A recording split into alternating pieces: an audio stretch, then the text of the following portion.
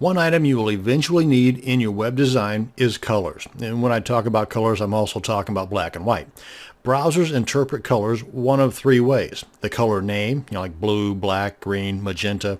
The color's RGB code, and the R is red, G is green, B is blue, and by using a code called hexadecimal. This video will mostly deal with the hexadecimal method. Now, when we add hex colors to our HTML presentations, we do so with the pound sign and a sequence of 3 pairs of digits following the pound sign, hash symbol, number sign, whatever. These 6 digits will range from 0 to 9 and A to F. So there will never be a color code with a Z in it, for example. Only 0 through 9 and A through F. Since there are a little more than 16 million different color possibilities, memorizing all of them might be a bit much for Joe Average, so I'm going to show you a web page that shows you the different hexadecimal colors. So all you have to do is simply pick the color you want, and the hex code is shown right there for you. Simple Simon. Okay, let's check out this cheat sheet that I was talking about. Then we will add some colors to an HTML document for some real-world applications. Now basically, we can just do a search for HTML colors and then just choose images. Let me show you what I'm talking about. Go to our favorite search engine, and in my example here, it's Google. As you can see here, about 1.5 billion results. But at this point, if we just go to images, we've got a whole bunch of options here to work with. So just pick one that you like and stick with it. Let's go ahead and choose this first one here, for example. And we just click on the image there, and it brings up a list of all these colors with the hexadecimal code. And as you can see here, there's 6 digits on each one. And don't forget that whenever you put one of these color codes or hexadecimal codes into your HTML document, they must all begin with that hashtag or number sign or pound sign. Now, what I normally do is if I'm trying to match a color to an existing layout that I have, maybe a header image or some button that I'm wanting to match with, then I will use a color picker. And there's several to choose from. I'm using the Chrome browser, and if we come over to the Chrome web store, and that's at chrome.google.com/web store, then you can just do a search for Colorzilla. And like any other add-on or extension, be it for Firefox or for Chrome, then you just simply install that particular extension and you're good to go.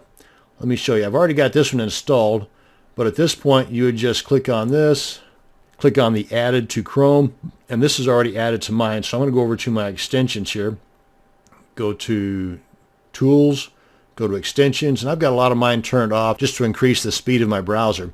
But right here is Colorzilla, and I just want to enable it. And you see it just puts it up right here.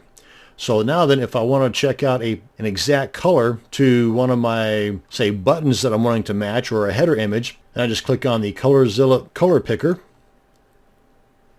and come on down here, and you can see right up here is the color, the hexadecimal code, the RGB code, and as you can see here, the 006699 in this box here matches that in the hex code up top here, 003399, and so on. So that's how I can get an exact match of an existing image that I already have. And another option is you can use this online color picker at colorpicker.com, and right here it's giving you the hex code that you can choose from any number of, just kind of moving this guy around here.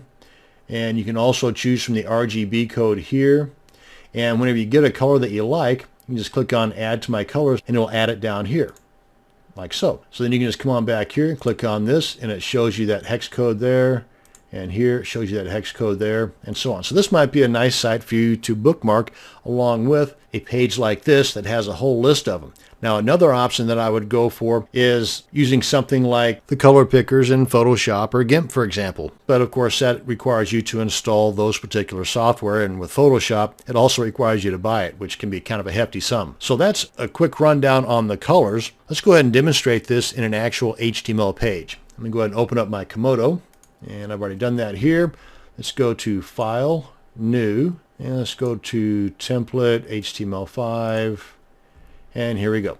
Now I've added some content here into our HTML document, and I went ahead and added some styling up here in the head tag and some content down here in the body section. Now the quick rundown here for the body, I've made the background yellow, and I've used the color name for this.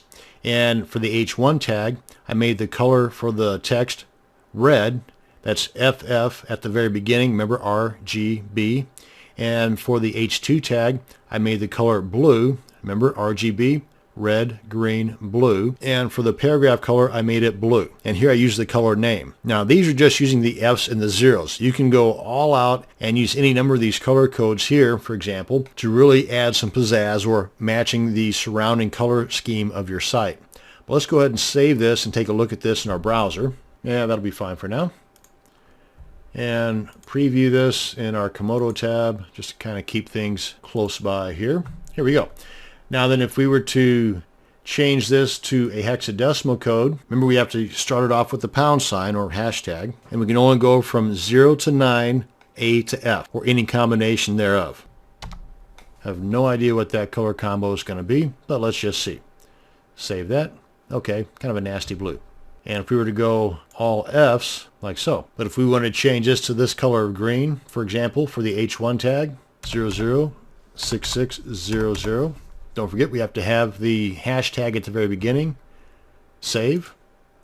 And there we go. So there you are. That's how you can add some additional coloring to your web design, and a few spots on the internet for you to go to get some additional color ideas and some browser add-ons, whether you are using Chrome, Firefox, and I'm not sure if there's one for Safari, Internet Explorer, or Opera, but they may have something. And if not, you always have those items like the online color pickers too. That's going to bring us to the end of this video on HTML and CSS colors. Thanks for watching, and you have a great day.